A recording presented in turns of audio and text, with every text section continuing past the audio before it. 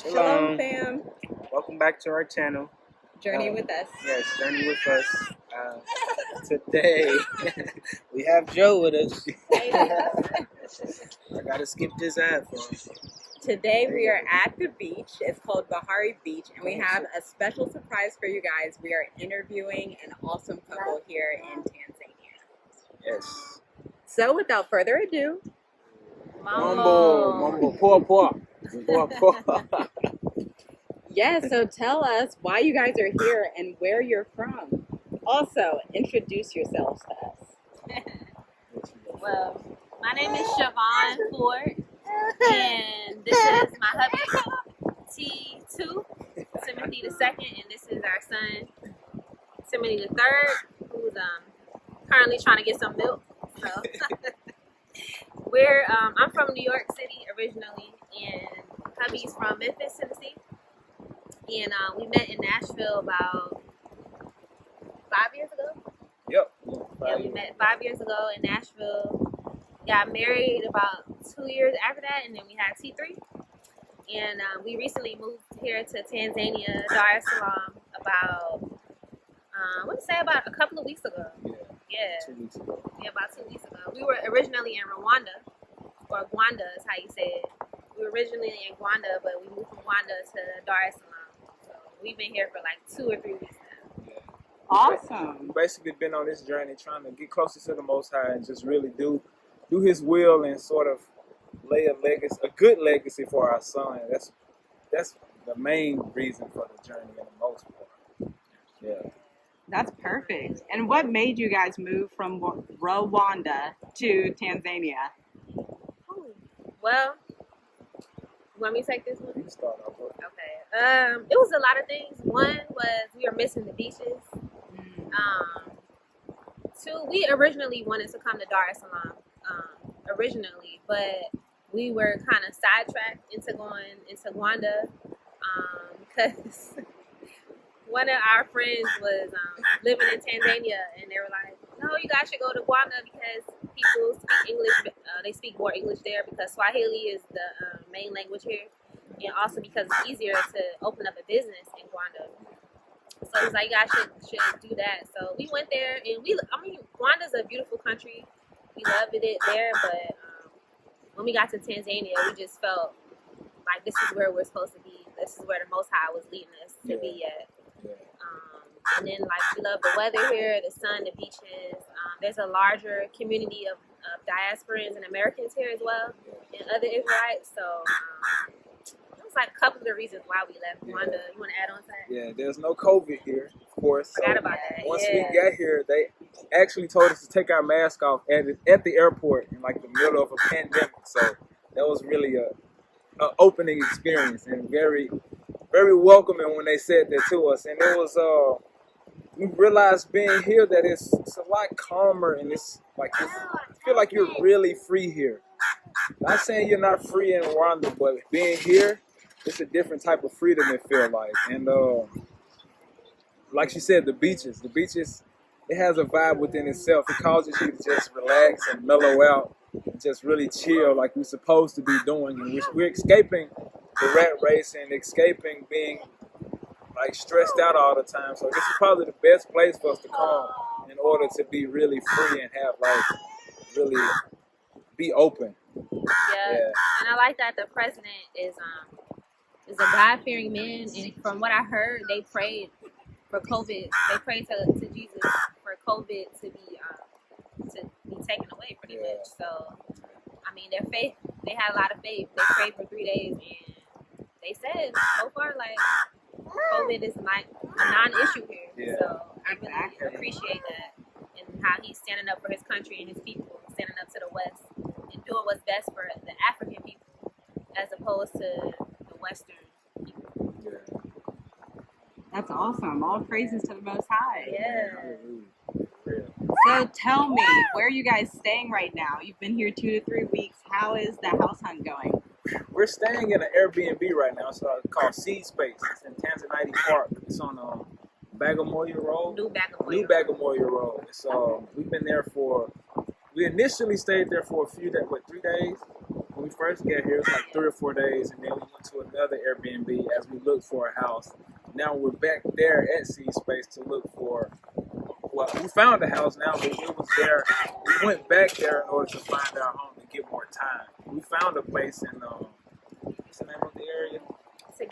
Together, of course. Awesome. We're learning the different areas and everything. So it's in Together, and It's in Dar es Salaam, but it's Together. yeah, it's like a neighborhood outside of the main downtown area.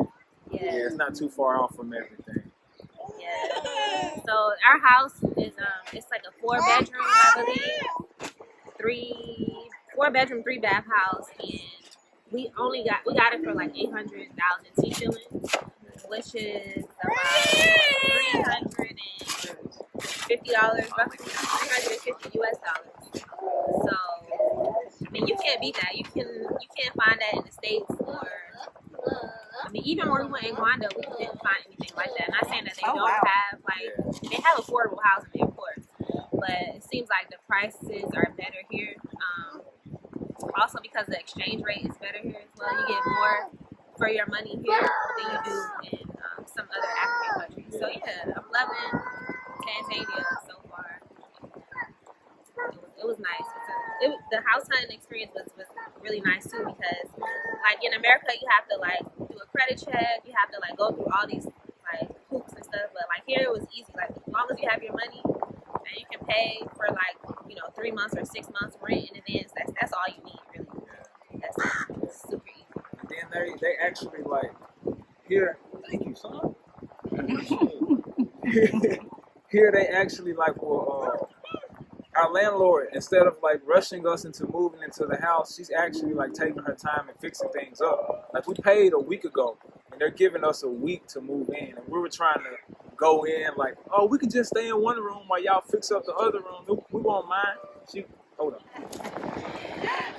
Yeah, she actually would not let us move in until she's finished with everything. She was like, I need 7 days, so please just give me time. So we respect that a lot, and we see that she really care about the property and really care about putting us somewhere safe. So we respect that. And it's secure. There's like what's it, electrical wire around. There's security cameras. So and then they have solar panels. We got fruit trees in the front yard. So it's literally like our own little slice of paradise. Yeah, right. We got a name we're working on. We're thinking about calling it Freedomville.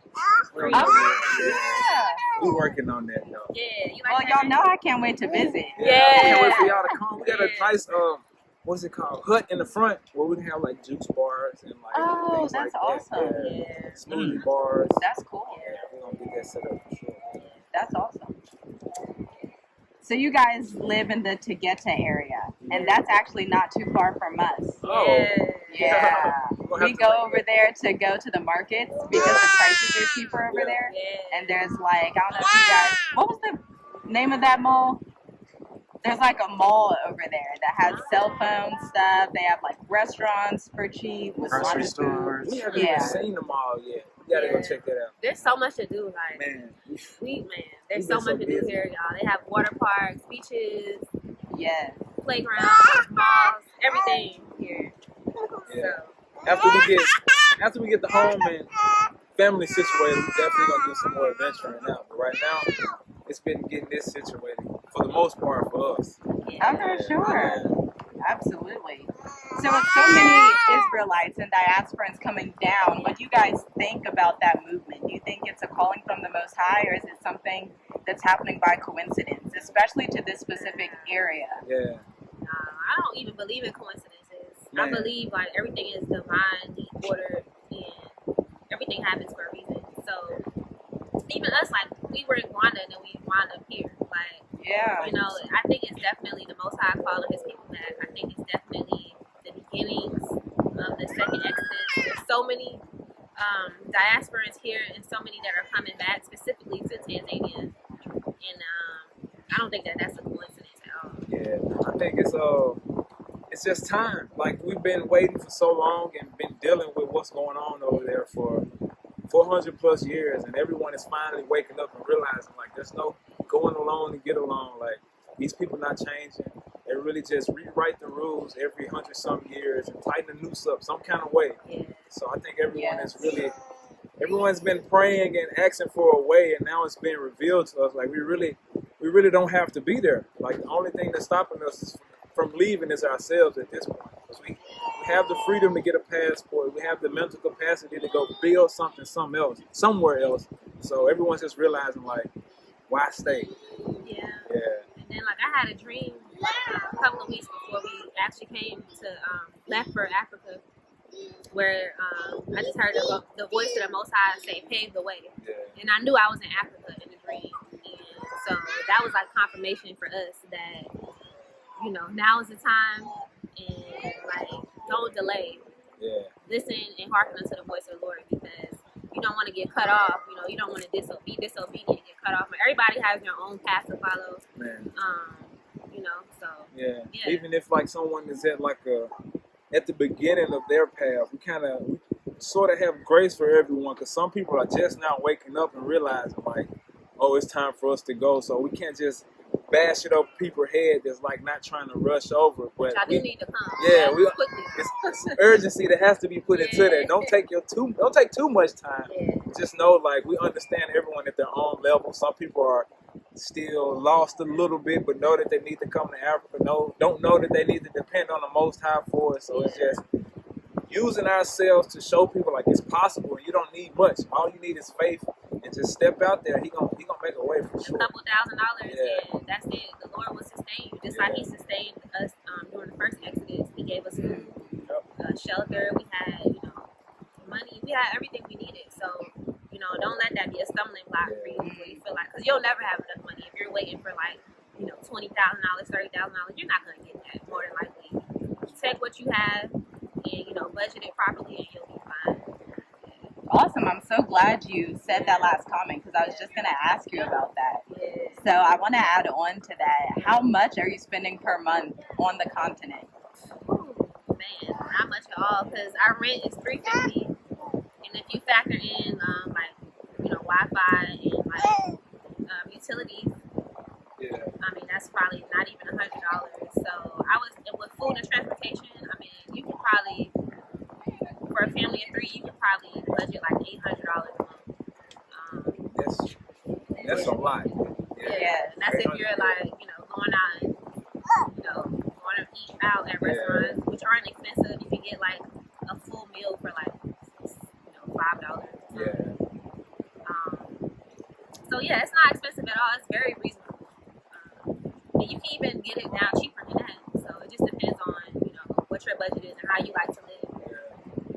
We're practicing on living like locals. It's kind of it's been difficult at first. We've been looking like we getting there. Yeah, we trying to get it down. Yeah, more than that. We've been in, I wouldn't say vacation mode, but we've just been in peace and relaxing. Like it's just like, man, it'll come. Like it'll come. If we see something and we like it, we just get it. And we feel like it'll come back. So we're working on the budget part, honestly. But we haven't been living like locals. We're working on that. Yes, but we're still like not living like Americans either, though. Because it's like even if you live like a little bit above your means, you're not going to spend a whole lot of money because of how inexpensive things are. Exactly. I feel like that's how it was for us too. Like when we first got here, we kind of, you kind of feel like it's a vacation. Yeah. And then you're like, okay, well, I'm settled in my house. Let me go shop at the local markets. Let me catch an Uber. Because how much is Uber out here, y'all? What? A good one. $4. Yeah. We don't even take Ubers as much. We use the Bajajis. True. Those are a lot cheaper. It's like $1. $1 or $2. Yeah, $1 or $2. That's for true. Long rides. Because you can rent an Uber for 10,000 T-shillings an hour, which is like less than $5, like $3 or $4. So you can go like wherever run your errands, or if you're going outside of Dar es Salaam, you can get there for like $4. Yeah. Absolutely. And then Ubers aren't. How far we were going, Uber wasn't really a good idea sometimes because traffic is brutal here.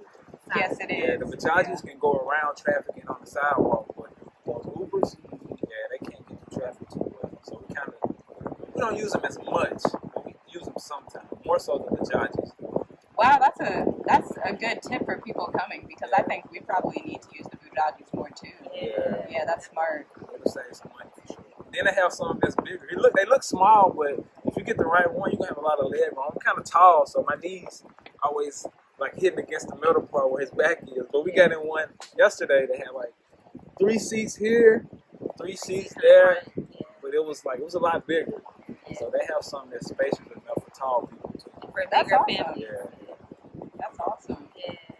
So, will you guys ever be going back to America to visit family? Because you know, some people, they come to the continent, right? And then, like, this isn't a diss to anyone or anything, but just they come to the continent, then they kind of feel like they have to go back to America, maybe to get more money or, you know, to, I don't know, other reasons. Yeah. So, what's your guys' plan? Is there ever a point where you feel like you'd have to go to America? Honestly, I don't think so. Like, I feel like I escaped. I feel like, I have a wedding that I am in next year. That may probably be like the only reason I go back. But as far as like to visit or make money, no, because I feel like God forbid something could happen to us. Like with the way these police officers are and the way the climate is over there, like you may go back and not make it back. Not to speak that over anybody, but that's a reality. So like, I don't want to go back into the frying pot, and I'm out of the frying pot. right. Right. Just like my wife, she has a wedding, I think In April, and I have my brother's wedding. His is in, I want to say, August. Hers in April, his in August. So it's like, them the only 2 reasons we may go back. Can y'all have y'all weddings over here? Yeah, we can. Man, we'll pay for it. Y'all can We come got a over. nice spot. Please, but we kind of, not like she said, it's kind of like we escaped it. So what's the point of going back, man? Once we go to the weddings, it'll probably be for the day.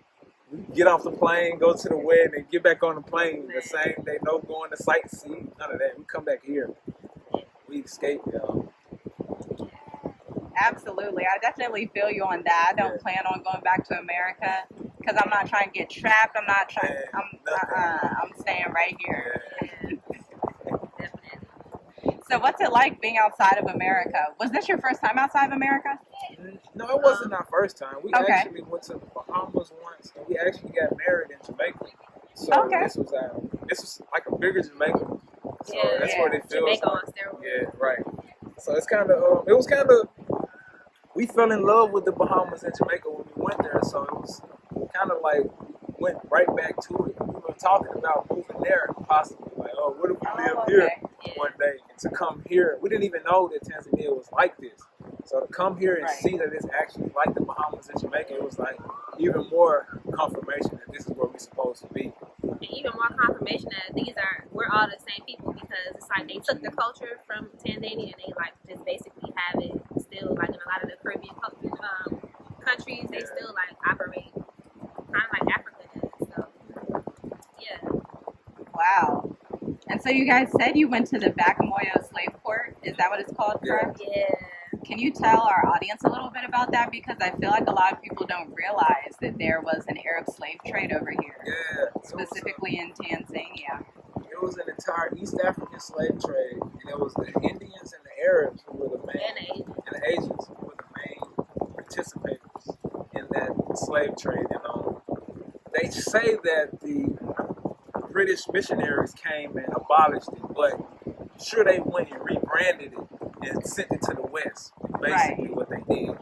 So it was like I think it was before the West African slave trade. So this one happened first. Yeah. And then Simultaneously, in some cases. And the guy told us the reason we don't see any darker Indians and darker Arabs was because they castrated all of the males when they took them over there to that island. Instead of them like letting them reproduce, they actually castrated all of the stronger ones, just made them work. So that's why we don't see as many of them and understand like that there was an East African slave trade. Yeah. And a lot of times the people were sold for like, because I know we always like, well, how did they even get like Africans like from their countries and ship them off as slaves? They were saying that they were giving like the chiefs and stuff, or like spoons and pottery and like mirrors, like they were literally selling them for like just vessels and items that they didn't have. They were just introducing them to new things that they didn't have, and so they were like enticing them that way. And they would get them from the Congo, Kenya, Uganda, and they would bring them down to Bagamoyo, to Tanzania, and then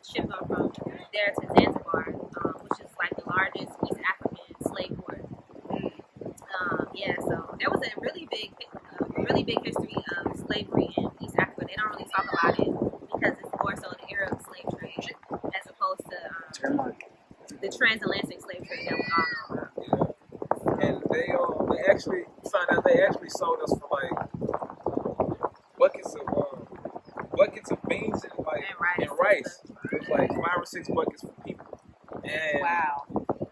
they told us that men were like the most expensive. Come to find out, women that were pregnant, they were the most expensive. Those were the ones that were held in high commodity because they were able to reproduce.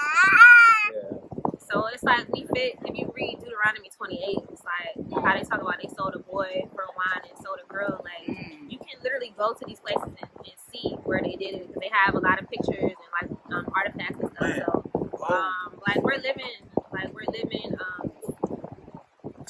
still descendants of those curses. So the curse of Deuteronomy. So yeah, that's another indicator of who we are as a people. And one of those ports, which port that we went to was supposedly like one of the ports of no return. And for us to come back and be able to shine light on what happened, it's humbling, man, because we don't deserve to be in this position to be able to share this story. And like, he's actually using us to like show people what we've been through. It's like it was a hang place where they actually hung a revolutionary black men that actually like stood up and fought against what they were trying to do. So for us to go there, take a picture where they hung us at, that's like something that's powerful. Yeah, man. I hope I'm praying for like guidance on not having anger and hatred in my heart for certain people, because it's really difficult for me to really interact with people after knowing and understanding what all we've been through. So y'all pray But it's for me a on righteous that. anger. There's nothing wrong with a righteous anger. It's not an anger without cause. Hatred, that's something different. Yeah. I don't think there's anything wrong with being angry for what they did and continue to do. Yeah. It's not like it's over. You know, they're still doing it. Yeah, like we noticed someone today. It was an Indian guy. It was a local Tanzanian man. He was just he's hustling, trying to make some money, and he washed his windshields at the red light. So he threw some water on the man's windshield to try and wipe his dirty windshield off. And the Indian rolled his window down and started cursing him out. Honking his horn. And he was just trying to wash his windshield. He didn't touch him. He didn't hurt him. He was just trying to help him out, wash his dirty windshield that he didn't have time to do. So it's like seeing things like that. It's kind of like, bro, like you still see the effects of colonialism and slavery. Yeah. So y'all pray for me. I'm trying to, tuck it in a little bit and just trying to, I don't know, just keep the peace until if they try and attack my family, I'm on go, but just pray for me on that. Wow, that's powerful. Yeah. That's deep, especially when you guys were talking about Deuteronomy 28. So if anyone's listening and they haven't read that chapter yet, definitely read that. Check it out. And remember what they just told us about what they sold our people for. Man. Well, hallelujah. Yeah, we made it back. And so I think that about wraps up this video, unless there's any comments you guys have. You got to come in. Well, I just want to encourage you guys, if you feel the stirring in your heart or if you feel led that you should leave, to don't take that lightly and to listen to the Spirit, the Holy Spirit, and to get out. We have a community. We're waiting here to help you guys out. We have connections for you guys.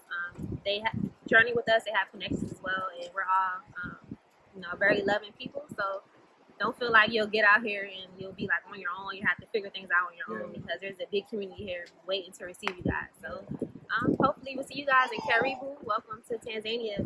Whenever you guys get here. I just want to add that for the Lord did not give us the spirit of fear, but of love, peace, joy, and a sound mind. So if you feel any kind of fear, that's not from the Most High. So just let it go and realize that that's not of Him. And the inkling that you're feeling is for you to come home. And when you come home, trust me, He'll make a way. You'll get over here and it'll be money falling into your lap, in ways you didn't even understand that you could make money. So just know, it's ample opportunity over here. If you have a gift, He will make a way for you to provide for your family and make a way for you to have some money in your pocket if that's what you're worried about. So just have no fear and just trust in the Most High. Just Make it happen. And you can follow us on our YouTube channel, T3andMe. We do, different videos showing you different parts of Tanzania. Sometimes we do lives or we chit chat with you guys and talk about our lives over here. So yeah, hopefully we'll see you guys over there. Yes, you guys, go follow them. Thank you for letting us interview you. Thank y'all for having me. And now let's get on this beach. And Yeah, we about to go enjoy the beach. You gotta show them the beach, bro. Yeah, show the beach.